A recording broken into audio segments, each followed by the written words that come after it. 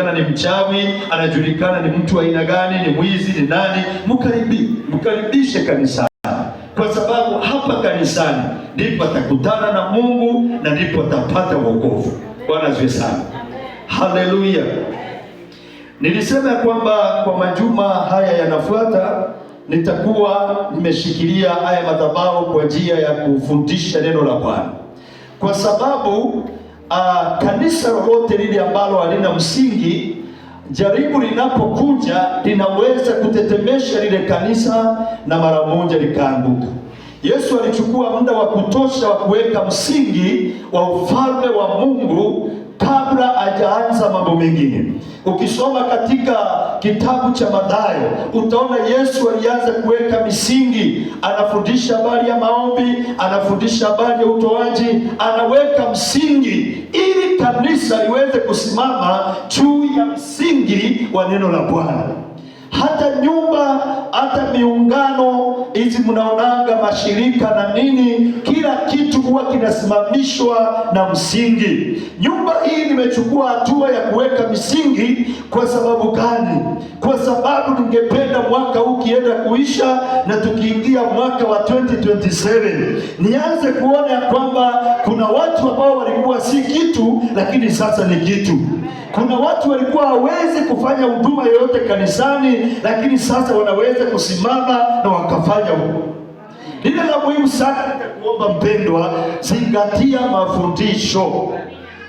Ninajua ya kwamba katika nyumba ya Mungu kuna watu ambao masikio yao huanga iko na regulator. Unajua regulator inafanya kazi gani? Regulator inapokea direct current, inabadilisha tu. Kuna DC na kuna AC. Ni inverter, sio regulator. Kazi ya regulator ni kufanya nini? Msomi yako hapa ananiambia hiyo inafanya hivyo, sio regulator, ni inverter. Kazi ya inverter inachukua moto wa ndani, inachukua moto wa kama ule moto wa battery ya gari, inachukua ule moto wa battery ya gari inaubadilisha unakuwa kama moto wa stima. Inaweza chukua moto wa stima. Bwana ale ni yako pale ananisoma tu, unajua ni electrician. Ananisoma tu. Yaani huwa inabadilisha. Kwa hivyo ninaelewa ya kwamba katika mafundisho kuna mawazo na kuna masikio inakuanga na hiyo umesema ni inverter. Iko na inverter. Wewe unaweza hubiri kitu hiki na masikio ikapokea na ikabadilisha kile ulichokisema kikatoka kikiwa kitu kingine. Lakini nasema hivi ndio sababu tunataka ya kwamba account yetu ya YouTube iwe very active na tuweze kuchukua mafundisho kama haya ili yawekwe kwa hiyo account, so that kesho naweza kusikiza na kesho kutwa na siku ile nyingine. Bwana Yesu asifiwe.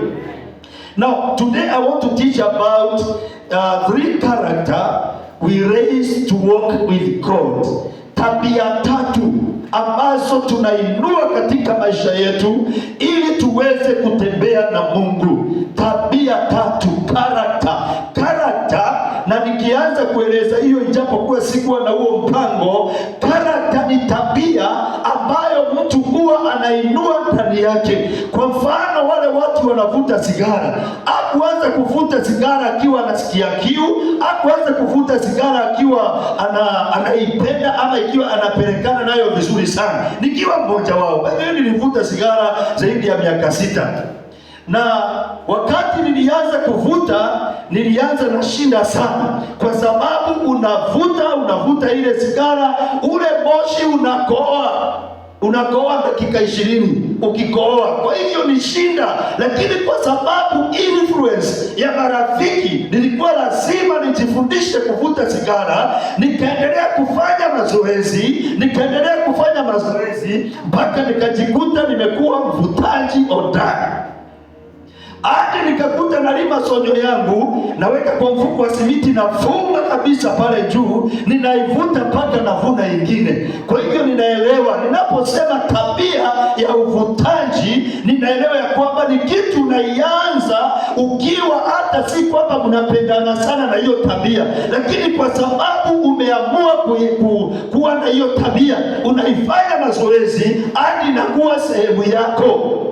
Dhambi zingine zile huwa tunafanya hatukuzianza automatically, lakini tulianza kufanya mazoezi pole pole. Hata wale watu huwa wanatukana watu, hawakuanza wakiwa wanatukana, lakini ni kitu ulipenda ukakikubali ndani yako, aidha kwa sababu ya wale watu ulikaa na wao na ukajikuta ya kwamba uko na flow ya kutukana.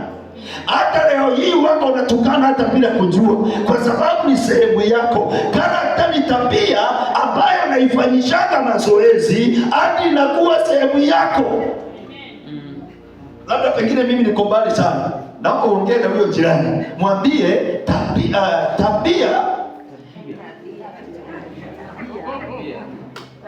tabia ni mambo uongo unafanya mazoezi mpaka inakuwa sehemu yako.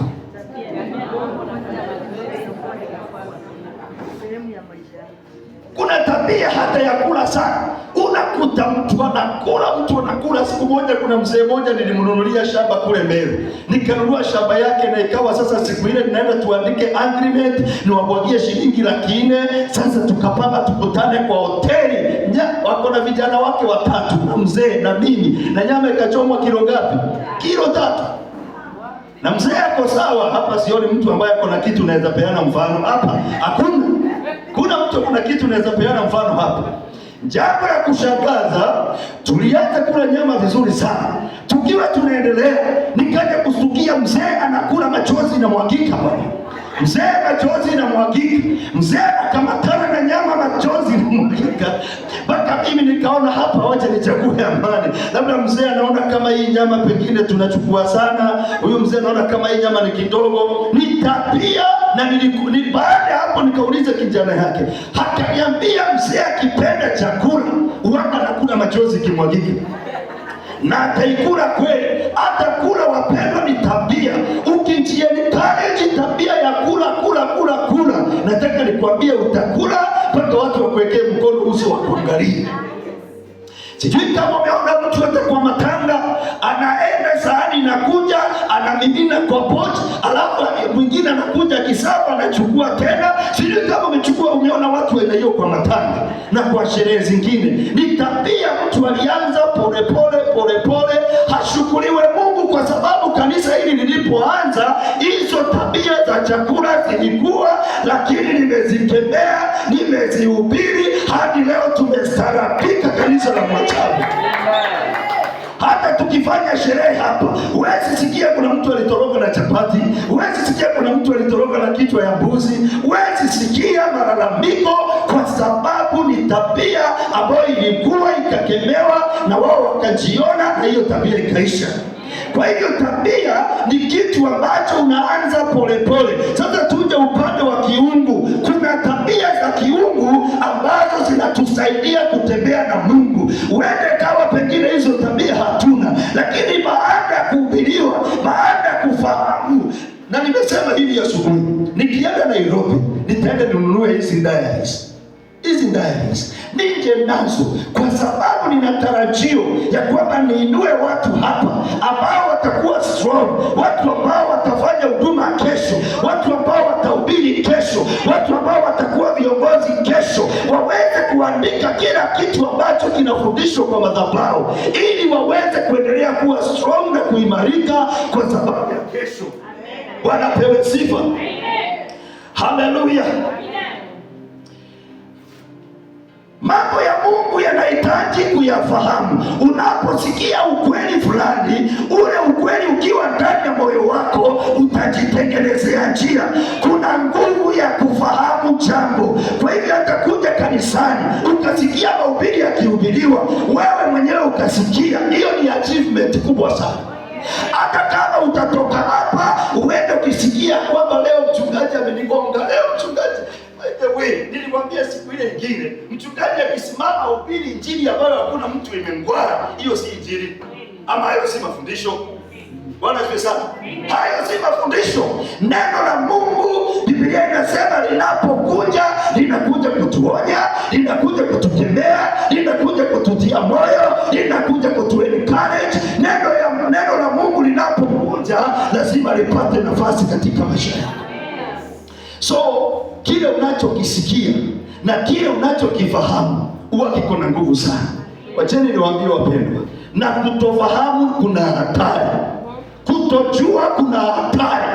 There is danger in ignorance. Hamwezi nielewa. Wacheni wapatie mfano. Washinda nilipitia juzi hapa kwa sababu ya kutofahamu. Juzi wakati tulikuwa na mpendwa wetu mgonjwa Nairobi. Mimi nimeshinda Nairobi njaa kabisa. Na kufika town kutoka Kawangware usiku, kufika town hakuna mahali pa kula na hakuna muda wa kula. By the way, nilifika pale River Road nikakutana na Dreamline. Na unajua Dreamline ni magari ya kiwango ya juu. Lakini ilikuwa inatoka na ilikuwa imebakisha nafasi mbili. Kwa hivyo nikawauliza, nikawafanyia hivi. Hiyo inamaanisha nini? Mtu mmoja. Hiyo kumaanisha na si mara moja hivi kumaanisha ni huko chini kabisa, na siendi mali na siendi salama, naenda chini kabisa. Na nikaonyesha hivi. Mara moja kasimama nikaingia. Nilipoingia Dreamline aendangi kula pale Tarehe. Unajua Tarehe pale ndipo tumezoea. Ilienda hiyo hoteli nyingine iko opposite ya Tarehe. Inaitwaje? Kwani ampitaki Mtitwadei? Kuna hoteli iko Ndaruwa manenene, si inaitwa Jerusalem.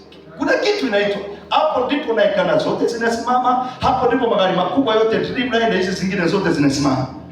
Sasa kufika pale nataka nikule nikiwa pesa nilikuwa nimepata pesa. Kwa hivyo nataka nikule nishibe, kwa sababu ninajua kabisa nimeshinda njaa na nikifika nyumbani ni karibu asubuhi. Kwa hivyo ninakula lunch ikiwa imeambatana na nini? Na sapa. Kufika pale nikaangalia nikaona kuna chakula inaitwa mlima. Mlima hapana, kilima. Kilima ama mlima lakini kilima. Nikasema sasa ile njaa niko nayo, yule anaweza ondoa hii njaa ni kilima. Wapendwa, nikauliza ni pesa ngapi? Nikaambiwa ni 250. Sasa shinda mahali imetokea sasa. Wacha niende pale kwa kusaviwa sasa. Jamani wapendwa, usidhubutu kwenda pale useme ukule kilima tena. Na mimi nakuonya. Nilianza kuona magoti ya ng'ombe inawekwa kwa sahani. Magoti ya ng'ombe, aina nyama ya brown, ni magoti ya ng'ombe na ile mishipa mieupe. Sahani kapakiliwa magoti ya ng'ombe kapakiliwa, alafu ikamiminiwa supu. Alafu nikapikwa na ugali. Sasa nikipewa mimi hata siangalii sahani, naangalia yule ananipea kama pengine kichwa yake inafanya vizuri. Kutojua wapendwa kuna hatari, kwa sababu Biblia inasema watu wangu wanaangamia kwa kufanya nini? Kwa kukosa maarifa. Kwa hivyo hata Biblia inasema kabla ya kurudi kwa mwana wa Adamu, kila sikio litakuwa limesikia habari njema. Kwa hivyo hakuna mtu atasimama mbele ya kiti cha enzi aseme kwamba mimi sikusikia habari za Kristo. Kila sikio litakuwa limesikia habari njema. Kwa hivyo kuna hatari kutofahamu. Kwa hivyo nitatia bidii ya kwamba wale watu ambao wale wana ninainua, kila mwana amesikia ukweli, amejua ukweli na amepata ufahamu ya jinsi ya kutembea katika ukweli, ili nisiwe na lawama. Nimeokoka. Yesu ni Bwana na ninaenda mbinguni. Na ukiulizwa mchungaji ambaye ameokoka, nenda waambie ni Hosea Gichoro. Bwana asifiwe sana. Ninasema nimeokoka kwa sababu wapendwa, kule tunaenda akuende na mlango wa nyuma. Na siongelei mambo ya mbinguni, ule utukufu ambao ninaona mbele na kile kiwango nataka kanisa hili liende. Hatutaenda na maokovu feki, hatutaenda na wokovu wa kuiga. Wapendwa, nasema nimeokoka. Na kama wewe uko na kuna mwito wa kuishi maisha ya uteua, maisha ya uokovu, maisha ya utakatifu. Nasema ya kwamba shirikiana na mimi, kwa sababu kuna njia ya pekee iliyo mbele zetu, njia iliyojaa utukufu, njia iliyojaa neema. Wapendwa, kuna kutembea na Mungu. Hii mwajabu haitakubali kile nataka nisipotembea na Mungu. Kwa hivyo chochote kile ambacho hakina Mungu hautaniona nacho. Bwana asifiwe sana. Wewe unaweza toa ushuhuda na nikakwambia ujumbe umeisha. Naweza toa ushuhuda na nikakwambia ujumbe umeisha. Wapendwa, wokovu bandia hatutaenda nao, tutapigwa njiani, tutalemewa njiani. Bwana pewe sifa. Amen. Ukisikia mtu akisema sijui ile pasta nimemuona sijui Montana sijui nimemuona Flyover, ameona mwanzie, hajaona mimi. Sio mimi, ameona Mwang'ombe, ameona Kamau, sio mimi.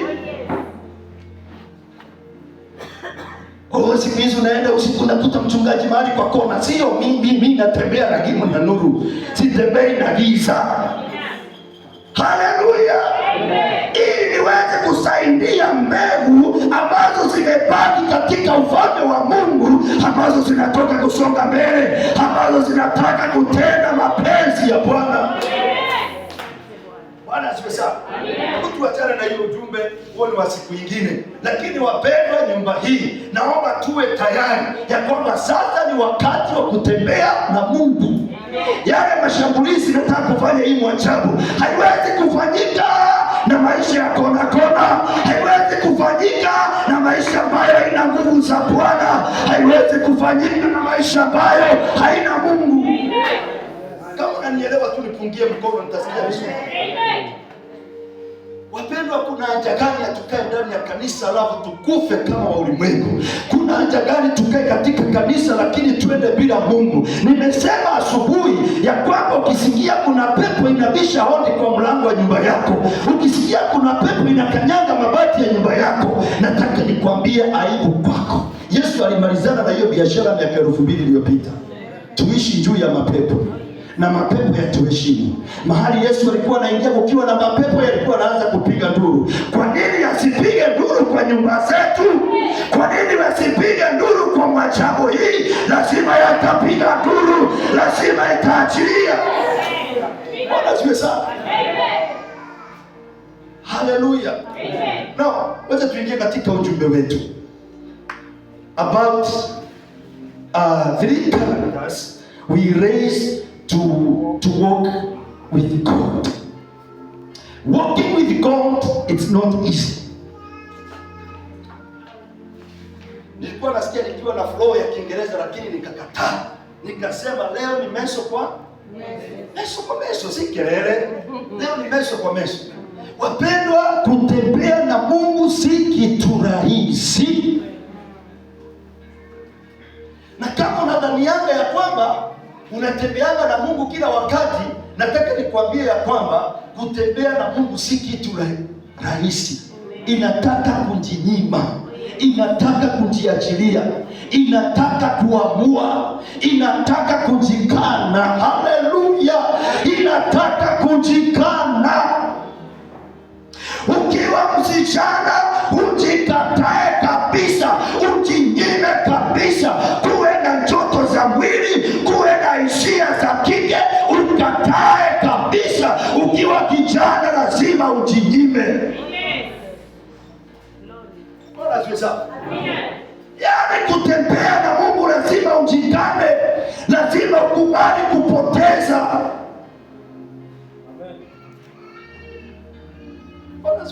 Amen. Haya, hivi tunasonga. God worked with many generations and God has never abandoned anyone, but men are the ones leave God.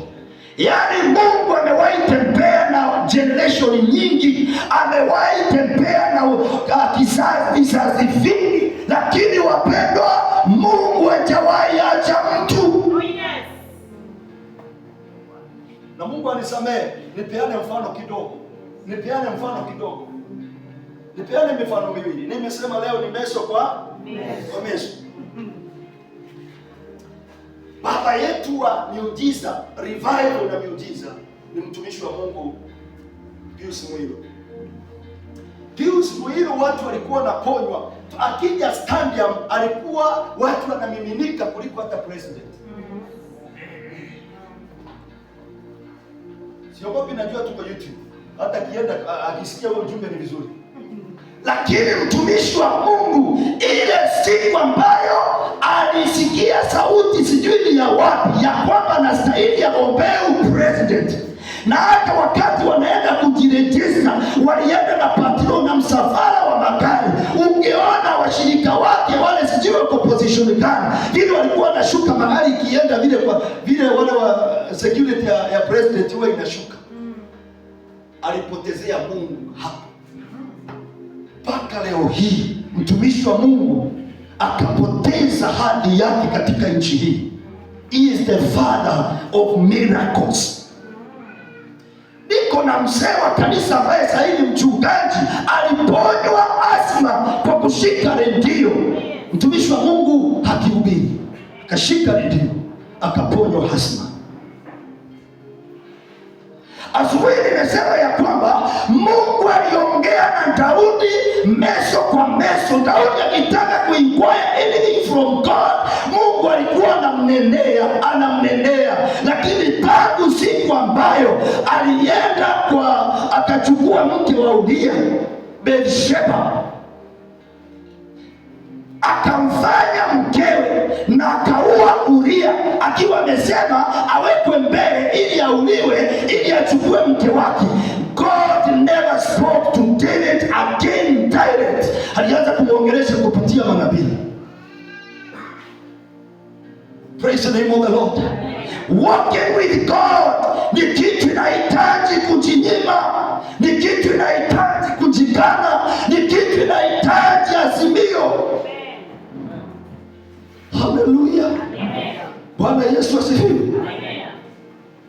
Nikuongezee pointi nyingine.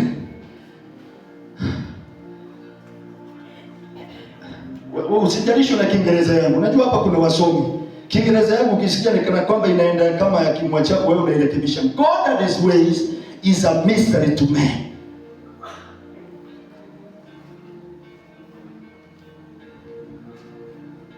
Mungu na njia zake ni siri kwa wanadamu.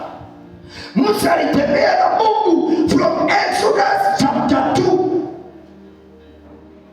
Anapofika Exodus chapter 33 verse 12, anamwambia God, I want to know your ways. Nataka nijue njia zako.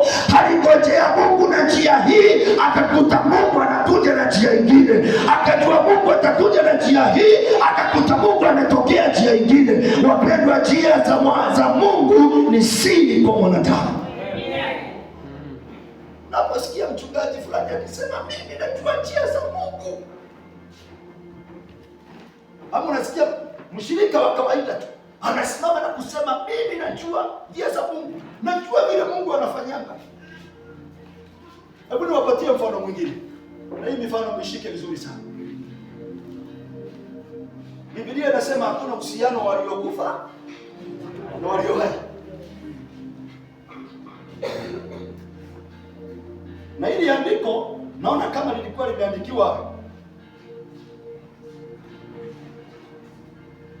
watu ambao walikuwa na itikadi kama zingine nimeona hapa Taita. Unasikia kwamba wote vimo bosi wao wabenyesha. Yaani mzee amezikwa miaka 5 iliyopita. Alafu unasikia habari zinaletwa kwa bomba, si mzee anasema ananyeshewa. Ananyeshewa kiwa.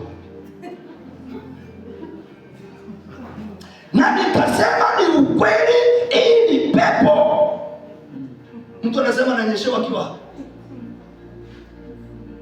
Lakini hicho kimbelembele saa hii sina.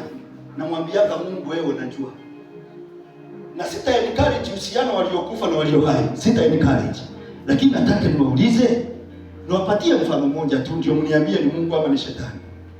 Babake huyu wa bomu wa Shigandi, yule mwenye ile mboma ako pale. Babake alikuwa mwindaji. na akakutwa na watu wa KWS miaka hiyo ya 50s, wakaja wakamfiatua risasi wakamuua, na wakamkamata wakamweka kwa korongo huko ndani, saidi hii hapo ndani. Baada ya hapo familia ikaendelea kumtafuta yule mzee. Akatokea dadake akamwambia, dadangu, wacheni kuhangaika, nilikutwa na KWS wakaniua, wakaniweka kwa korongo iko mahali fulani, nendeni mahali fulani. Familia ikachukua, akaja kaambia familia, wakaondoka wakaenda kwa hiyo korongo, wakienda wakakuta mzee hapo ndani. Wapendwa, kutembea na Mungu si rahisi. Mungu ni siri. Jiachilie kwa Mungu. Mungu akutumie vile anataka, Mungu akunenee vile anataka, lakini usidhani unajua njia sawa. Unajua njia sawa. Mungu akuna njia nyingi. Biblia inasema mawazo ya Mungu na mawazo ya mwanadamu ni kama mbingu na nchi. Ninajua kwa nini nasema hivyo, ili sasa kitu kinatusaidia. It is the word of wisdom. Neno la hekima ndilo linatusaidia. Kama Mungu alitumia mwingine kwa chumvi ikawekwa mafuta ya taa, Mungu si chumvi na mafuta ya taa tuanze kuweka chumvi na mafuta ya taa. Alimtumia hivyo kwa sababu mwongozo wa Roho ni mwongoza vipi? Kama Mungu aliongoza mtu kuombea maji na akunywe, tuanze kwa tunatembea na maji hapa kama vichupa vya uboro, tukibeba maji yatatukuta mmoja tumwagie. Mungu alikutumia hivyo, ama Mungu alitumia njia hiyo kwa sababu alipenda kutumia njia hiyo. Kuna mtoto fulani alienda akafariki. Alipofariki mtumishi wa Mungu akaja akamlalia. Akalalia huyo mtoto ambaye amekufa. Akaweka mapua yake kwa mapua akiwa amemlalia. Sasa tukikuta wagonjwa tunalalia.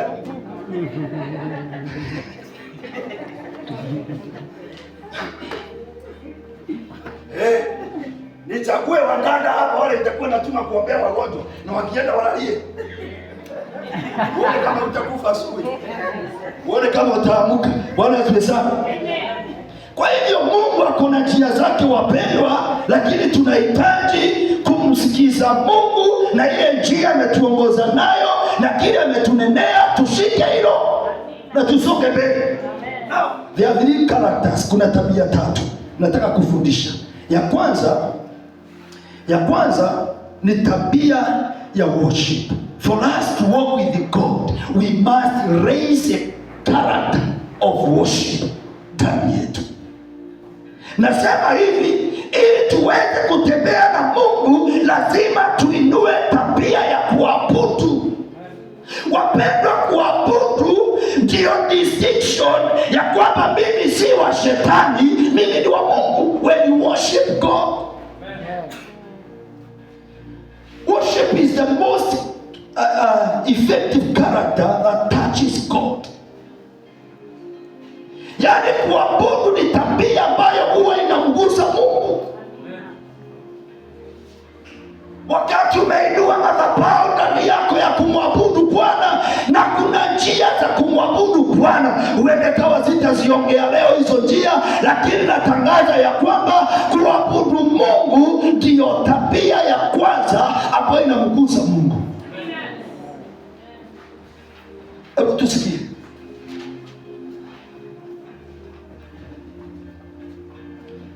There are many ways. Kuna njia nyingi za kuonyesha tabia ya kuabudu. Kuna njia nyingi za kuonyesha kwamba wewe ni mwabudu Mungu. Jambo la kwanza, point number 1, worship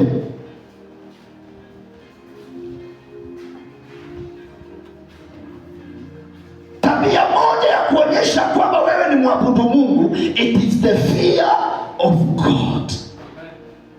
Fear of God. Hofu ya Mungu. Hofu ya Mungu wapendwa, inasababisha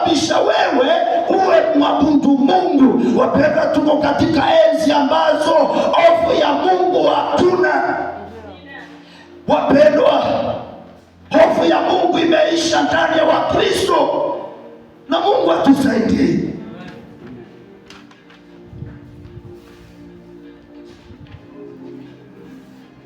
Ndani ya Mungu tuna sharati, ndani ya kanisa tuna sharati kabisa, tuna sharati kabisa. Tunakubaliana? Kwani apostoli anataka kusema kuna sharati kanisani?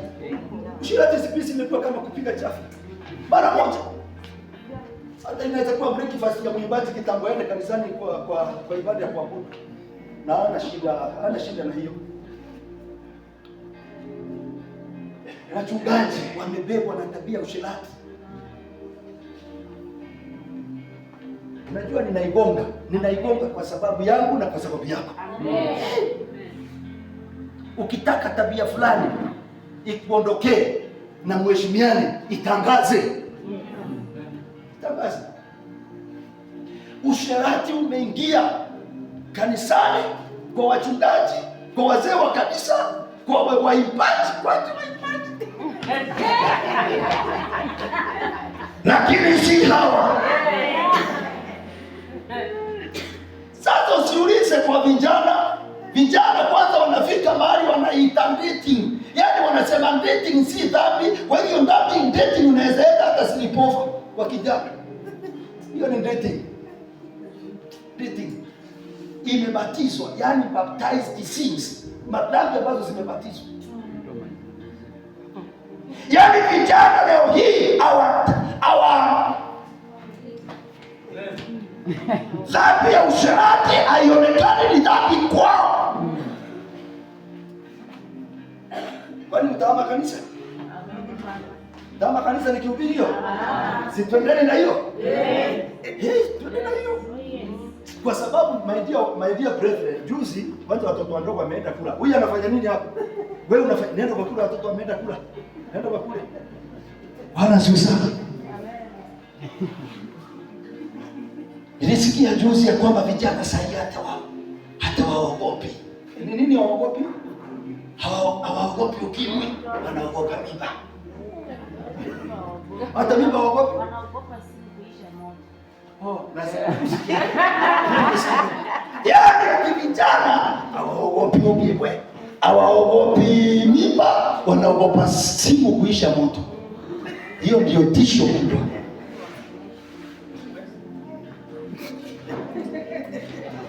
Haleluya! Ninatangaza ya kwamba kanisa hili lazima tutainua vijana waliojikana, waliokataa tabia hizo, na wasimame na Mungu. Yes. Hatuwezi kufunga usherati kwa raha. Hatuwezi kubatiza. Bwana asifiwe sana. Hizi simu hizi, hebu tuseme kila mmoja leke yake hapa na afungue mpaka zile akaunti za siri.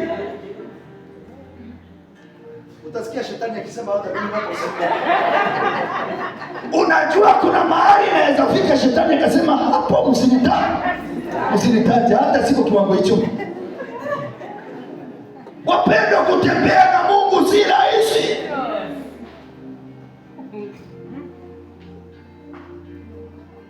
Mchungaji fulani amekutwa na praise and worship team.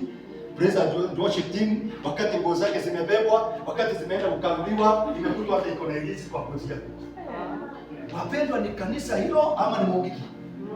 Nataka niwaulize, ni kanisa tunafanya ama ni Mungiki? Shirika la Mungiki. Hiyo si ni Mungiki?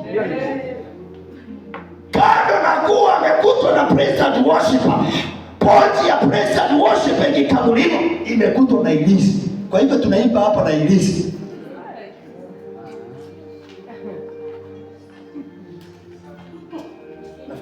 Sifanyi makosa. Bwana asifiwe sana. Wapendwa, watu wanafanya biashara na mailizi. Watu wanafanya biashara na mailizi. Wewe uko naye? Hamna? Unajua wapendwa, lazima tuwe na kanisa ambalo tunaweza ona watu wakiwa na afya ya roho. Yaani unajua utukufu wa Mungu unapotelea wapi? Unapotelea umejiwekea. Ndio sababu naona hakuna flow. Nimehubiri asubuhi nikasikia nimekauka, nikaenda pale kwa ofisi nikasema acha angalau nipewe kikombe ya maji angalau nikunywe. Sasa nikiwa pale microphone unasikia peke yake inaomba, lakini zile sauti unasikia kwa kanisa la Mungu, watu wanalilia Mungu anajibu.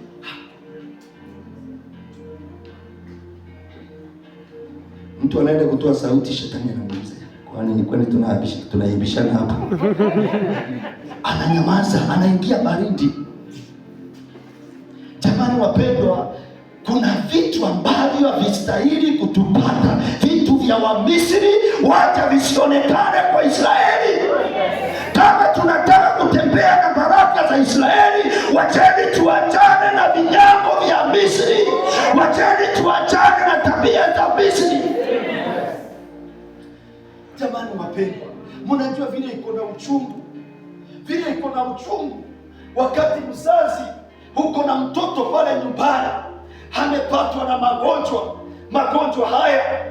Wengine ni wasichana wako na maono makubwa, lakini wanaenda huko wanatandikwa mimba, wanakuja hapa nyumbani. Sasa mwingine alikuwa au singa wetu akalingalinga, anaenda na kijana baba kama hata nyumba kanalala kwa mamake, akatoka kaenda. Msichana amechapa. Tumekuja kukutana pale sokoni akiuza mchunga. Alafu kuna kamoja kanacheza pale na kuna kingine kwa. Sasa wakaka hapa ni kama kanarushiwa nyoka endelee kuja kiuza mchunga. Na ni msichana ambaye hajafikisha miaka hata 19. Labda huyo alikuwa awe daktari, labda huyo alikuwa awe lawyer, labda huyo alikuwa awe mhubiri. Lakini maisha yake inapotea namna hiyo. Nasikia kama nimeenda sana. Listen, in the book of Ecclesiastes 12 verse 13. 12 verse 13. 12 mstari wa 13 inasema namna gani? Ecclesiastes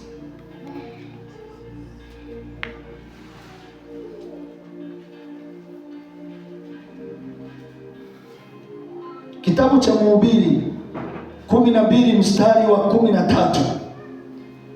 Kitabu cha Mhubiri mlango wa 12 mstari wa 13. Hii ndiyo jumla ya maneno yote yamekwisha sikiwa. Hii ndiyo jumla wapendwa ya maneno yote imekwisha sikika. Tumesikia mengi, hata kuna kuhubiri, hata kuna kuponya, hata kuna vituko hapa na pale, lakini hii ndiyo jumla. Kiingereza inasema this is the Ikwapio verse 30 inasema kwamba yes, let us hear the conclusion of the whole matter. So after hearing a lot, after we have done a lot, this is the conclusion of the whole matter. Mcha Mungu, fear God, nawe uzishike amri zake. Na ushike amri zake. Maana kwa jumla tena ndiyo impasayo mtu. Sikia, Kiingereza inasema ya kwamba verse 13 inasema kwamba let us hear the conclusion of the whole matter. Fear God and keep his commandment, for this is the whole duty of man. For this is the whole duty of man. Soma upate degree zako hata kama ni 20. Tajirika ujenge ghorofa hata ununue ziara yako. Lakini this is the whole duty of man. Fear God and do his commandments, for this is the whole duty of man. Mungu aliumba mwanadamu amuogope. So when you fear God, this is a way of worship. Sasa wale tunafikiriana sijui kuabudu Mungu ni kwenda kanisani, sijui ni kuimba, hata wale. What to worship the Lord is to fear God. Ambia jirani yako, mwambie kuabudu Mungu ni kumuogopa. Na nisipochunga sitafika mahali ninaenda. Wacha nichunge Wacha nichunge. Point number 2. It's a declaration that he is the most high, superior and mighty God above all. Sikia, it is a declaration, yani ni kutangaza. Wakati unamwabudu Bwana ni kutangaza ya kwamba yeye ndiye mkuu, yeye ndiye mwenye nguvu, zaidi yake hakuna mwingine. That is worship. Bwana asifiwe sana. Point number 3. You are his people and you can only worship him and no other God. Ya kwamba kumwabudu Mungu ni kutangaza ya kwamba mimi ni wako, mimi ni wako.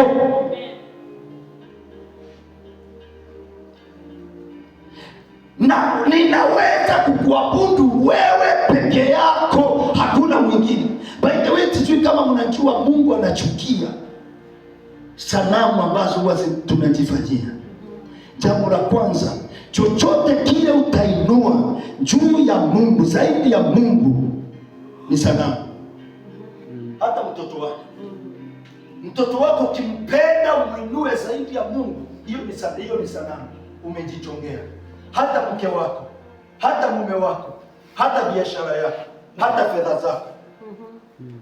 fedha zako pia ukiziinua kuliko Mungu. Hebu jiulize, wale watu hatutoi fungu la 10 ni kwa sababu Biblia inasema tumheshimu Mungu na fungu zetu za 10 na malimbuko. Hivyo ni kumaanisha kwamba wewe pesa zako ni za thamani kuliko Mungu.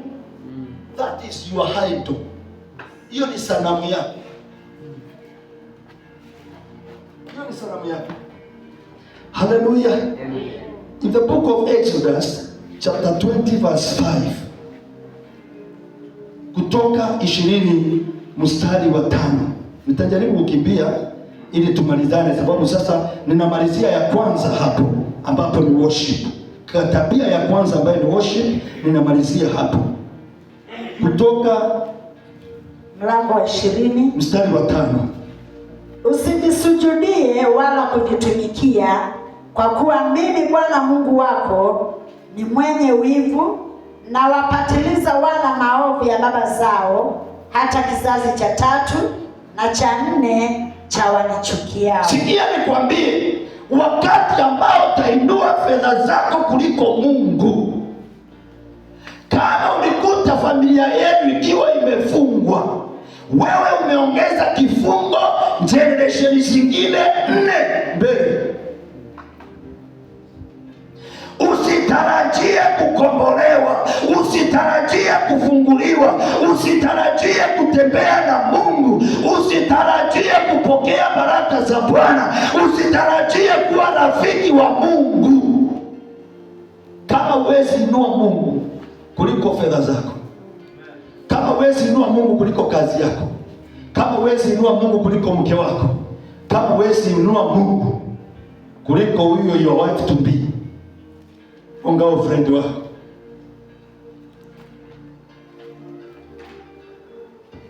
Character number 2, sacrifice. Sacrifice. There are many expressions of sacrifice. Ya kwanza, Biblia inasema katika Warumi 12 mstari wa kwanza, Romans chapter 12 from verse 1. Tabiri tushirikiane wa James, ukichelewa.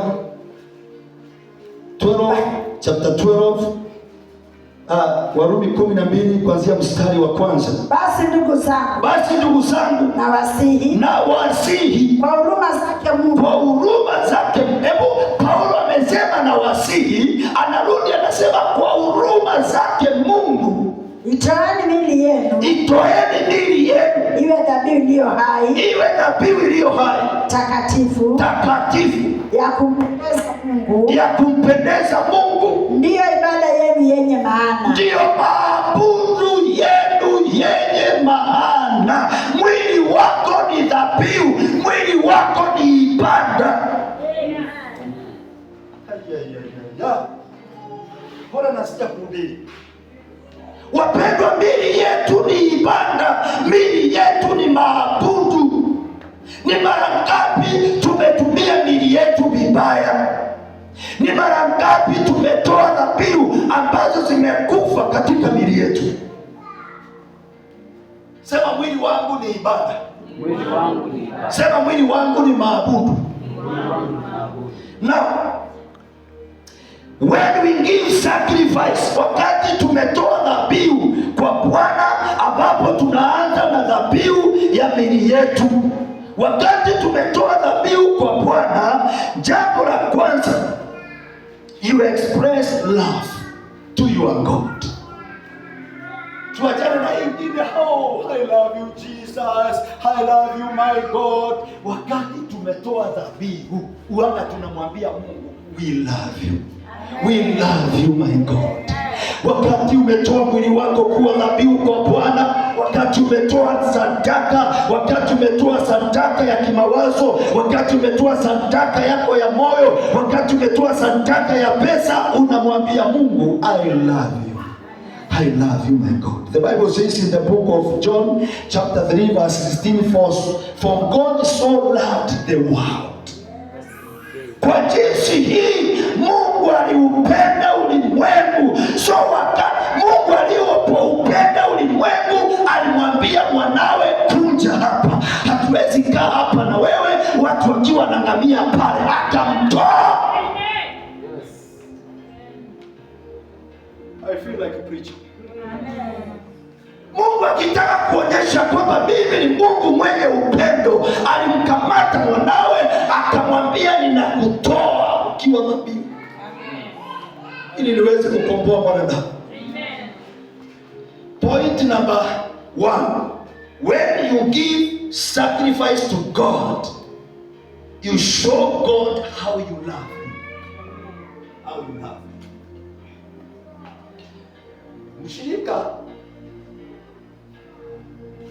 Mshirika ambaye anapenda mchungaji, wanga anauliza Mungu, utanifanikisha ni lini nitoe bahasha kwa mchungaji? Kwanza nisiitoe kwa kikapu, niipeleke nyumbani.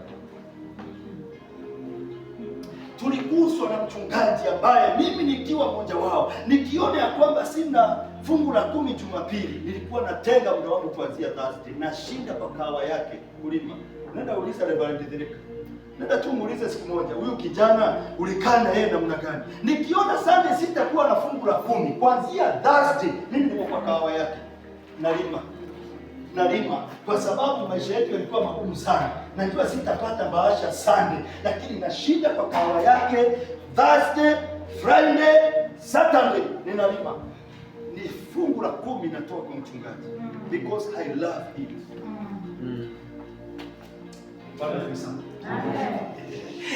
Bwana apewe sifa. Yaani mshirika akiwa amependa mchungaji, wanga anatamani hata nitafanikiwa lini nitoe fungu la 10.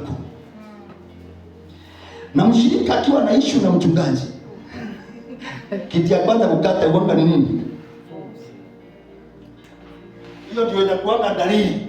Mchungaji anajuanga haki ya mshirika. Sisemi utoi, najua kwa yangu vile. Najua nang'ang'ana, Mungu atakufanikisha. Yaani ukitaka kujua mshirika amegonjeka, basi Bwana asifiwe. Usilale. sasa Ukitaka kujua mshirika amegonjeka, waka Mkongo. Nini ni Mkongo? Uko Mkongo.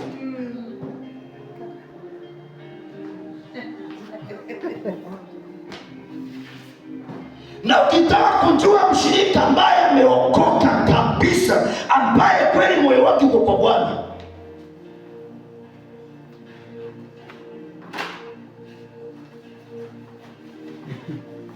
yaani mshirika akiwa na afya nzuri katika Bwana, kitu ya kwanza ni kusikia kuachilia fungu la 10. Sijui kama mnanielewa. Mwanielewa? Yaani mshirika afya yake ya kiroho ikiwa mzuri na akiwa wokovu wake uko live. Ama live na Kiswahili ni nini live? Bwana tuweza. Why? Mimi kwa Kiswahili ya Genesis wako hapa kadhaa. Utamjua na utoaji wa fungu la 10. Ako tayari asahau mahitaji yake. Mtoto anafukuzwa kesho, hata kwa nyumba hana sukari, lakini atakuwa anasikia kuachilia 10%, kwa sababu wokovu ambao uko ndani yake uko hai. Sasa jiulize, ukiwa na kanisa unakuta ni watu nani wanatoa fungu la 10 au tofu watu 100, au wengine wote wakawa ni watu ambao wokovu wao haujafika kiwango ya kupenda Mungu, wanaweza acha mahitaji yao wakampatia Mungu sehemu yake. Na imagine fungu la 10 ndio peke yake Mungu anasema mnijaribu. Kwingine anasema usimjaribu Mungu wako, lakini kwa fungu la 10 anasema nijaribu. Tuko pamoja? Anasema nijaribu. Na anasema nijaribu kwa sababu anasema usipotoa fungu la 10 wewe sio mwizi, wewe ni mnyang'anyi, roba. Yaani Mkristo anakosa kupenda Mungu kiwango ya kujiondoa katika kiwango ya mnyang'anyi, ni kwa sababu upendo wa Mungu kwake ni upendo hafifu, ni upendo ambao uko juu. Tunaelewana? Na siwafundishi ili mtoe, na wafundishe ili mjue. Sawa sawa. Point number 3. Giving sacrifice is a declaration of the value of God in your life. Wakati unatoa sacrifice, Bwana sifiwe. Tunaelewana? Wakati unatoa dhabihu hata ya kuacha shughuli zako kaja kanisani, unamwambia Mungu ama unatangaza ya kwamba Mungu, wewe ni wa thamani kwangu. Hebu tuelewane, hebu tuseme pamoja. Wakati unatoa dhabihu kwa Bwana, unasema hivi, nataka tuseme pamoja ya kwamba wewe Mungu ni wa thamani kwangu.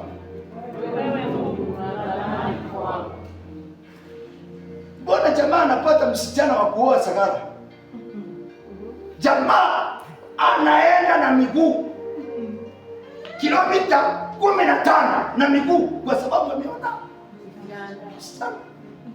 Mbona jamaa akipata msichana kishushi, ako radhi apande gari kutoka Undani Mwatate mpaka Undani, kutoka Undani aende na miguu mpaka Makadeni, kutoka Makadeni ashuke Sangeni, ashuke mpaka kishushi, kwa sababu ameona msichana ambaye anamkunda sana, anampenda sana, anamthamini sana. So wakati tunatoa sacrifice, tunamwonyesha Mungu vile tunampenda, thamani yake kwako.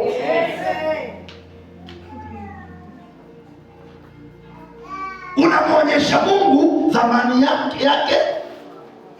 Mbona tunaelewana kweli? Unamwonyesha Mungu thamani yake.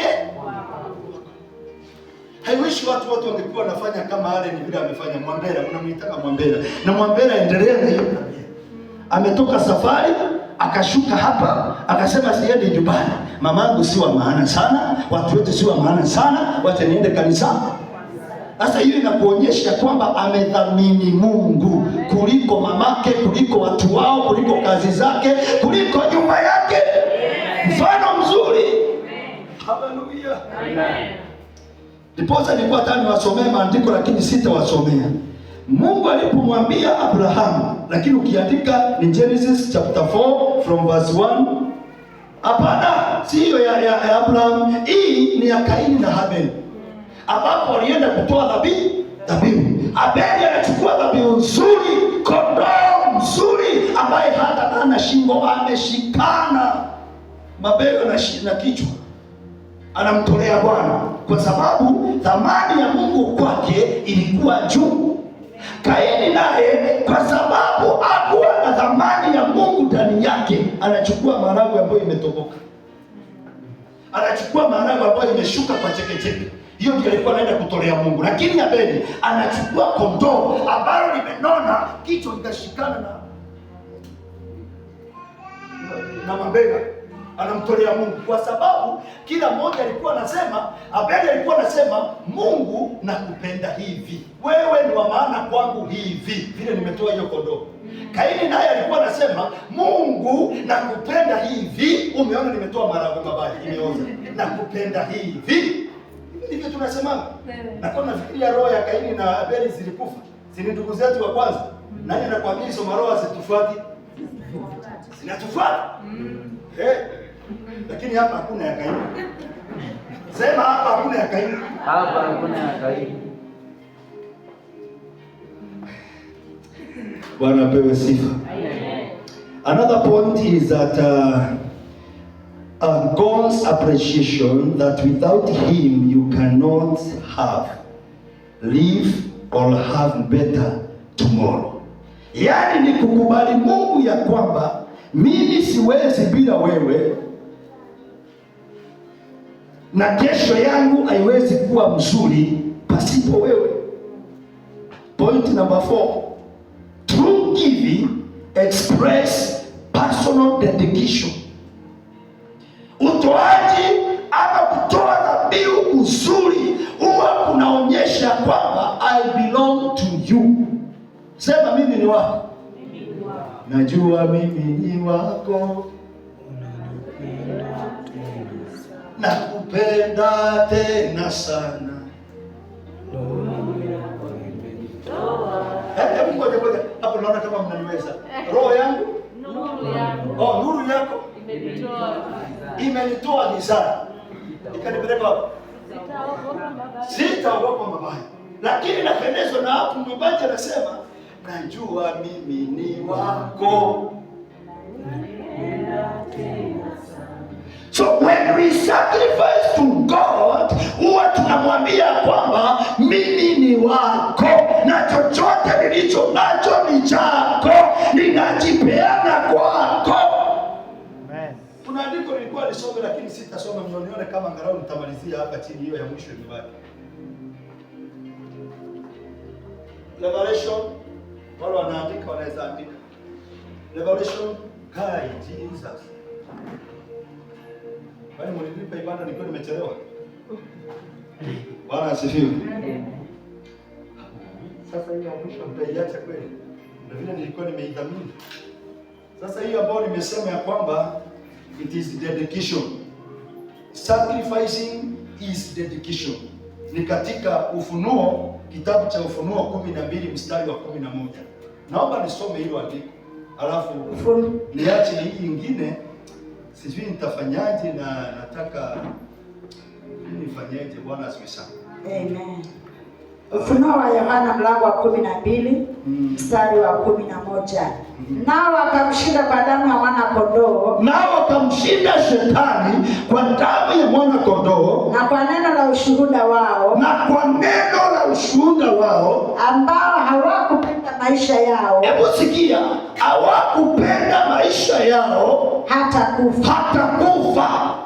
Yaani wanafunzi wapendwa walipenda Mungu mpaka wakatamani, wakasikia wako tayari kutoa mili yao dhabihu kwa Bwana. Akina Petero wanaambia wale walikuwa na waua ya kwamba tafadhali na kusihi usinisurubishe. Unajua Petero alisurubishwa kwa mti, lakini anamwambia yule alikuwa anamsurubisha na kuomba, tafadhali usinisurubishe kichwa ikiwa juu miguu ikiwa chini vile ulisurubisha Mwokozi.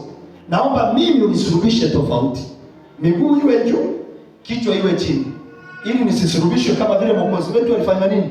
Alisurubishwa.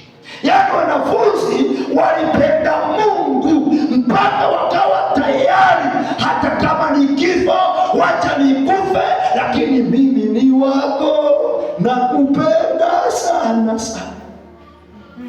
Tunaelewa? Yes. Sisi hatujauliwa na mtu, sisi hatujatishiwa na mtu, lakini tunajikuta ya kwamba tunamwacha Mungu hewani, tunamwacha Mungu, tunajitenga na Mungu. Mungu atusaidie.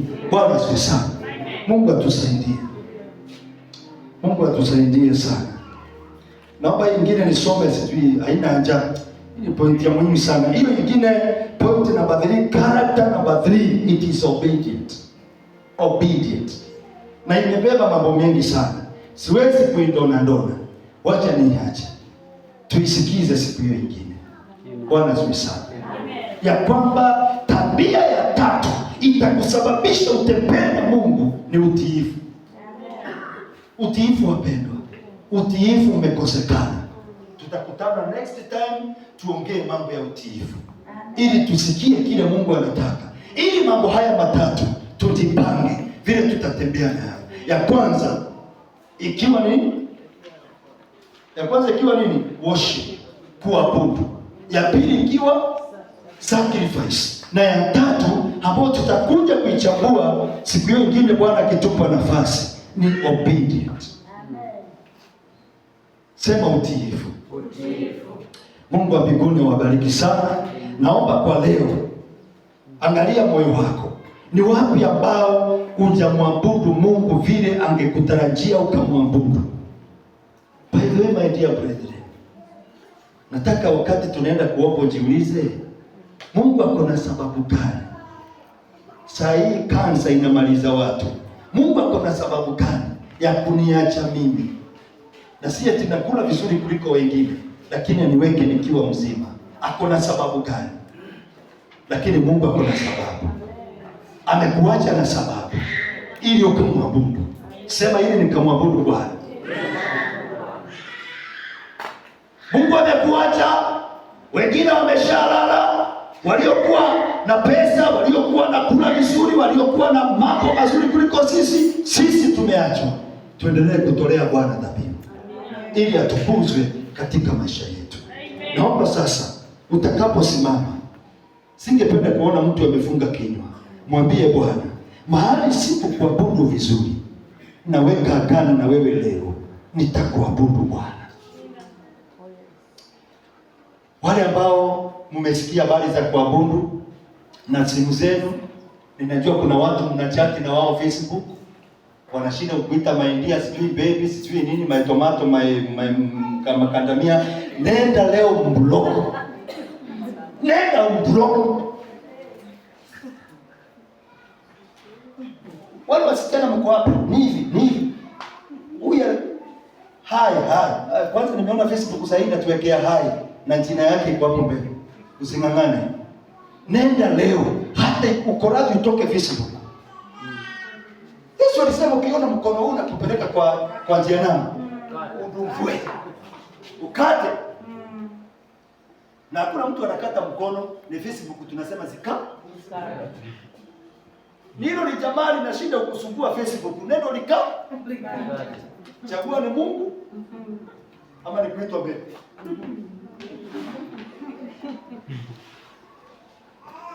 Mbele iko na mwisho wake na iko na matokeo yake. Naye Mungu ako na mwisho wake na ako na matokeo yake. Bwana asifiwe sana. Na siongei na wasichana, watoto, wanafunzi, ninaongea hata mzee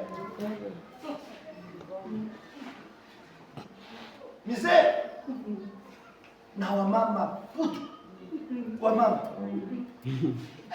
hizi simu Mungu kututese sana. Ninatamani network ya simu zote ingekoma na kwambia ile mambo inatembea kwa mitandao ni mambo mazito, lakini nataka ujiulize, kweli nimekuwa nikimwabudu Mungu vile anataka? Jiulize maswali. Na mimi najua hili neno limenisumbua wiki nzima. Najua liko na sababu. Amen. Tii sauti ya Bwana. Amen. Tii sauti ya Mungu. Bwana asifiwe sana. Tii sauti ya Bwana. Ongea na jirani yako, mwambie mchungaji anasema sikia sauti ya Bwana. Sikia sauti ya Bwana. Haleluya. Amen. Alafu tumtolee Bwana dhabihu. Dhabihu za kupendeza. Tuanze kutoa miili yetu, tufuatie na vitu vyetu, tufuatie na mioyo yetu, na tukakika tutatembea na Mungu. Simama tu, inua mikono yako. Inua mikono yako juu jamani. Hatutahitaji wachungaji wa kutuombea, hatutahitaji kwenda kwa manabii, hatutahitaji mambo mengi. Tutakuwa tunainua Mungu mikono tu kwa sababu tuko na Mungu na tunasikia Mungu anatiririka. katika ndani ya mioyo yetu. Inua mikono yako, mwambie Bwana, kuanzia leo nitakuabudu vile unanitarajia nikuabudu. Oshekarabaganda lesheteri bababozeka rimashanda rakatarababosheteri mayanda rekarababosheteri baganda rabasheheri baba. Haleluya. Ampola shida beretosia. Nimeongea na Mungu wako kulingana vile ameongea nasi kwa jina la Yesu Kristo. Father, thank you. Bwana, ni asante kwa neno lako Bwana. Ni asante maana umeongea nasi. Ni asante